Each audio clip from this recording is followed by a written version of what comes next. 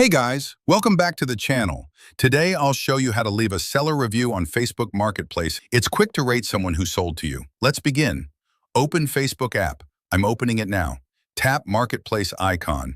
You're in Marketplace. Tap Profile icon. Top right corner. Select Inbox. Shows all your chats.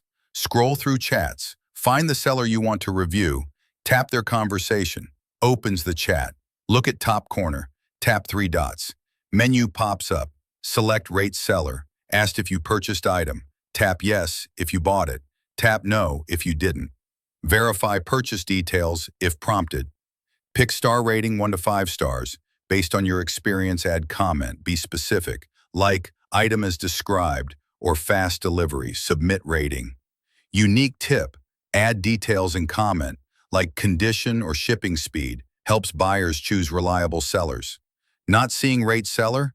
Check account status. Go to facebook.com, search Marketplace rules. That's how you rate a seller on Facebook Marketplace. Hope you all enjoy this video.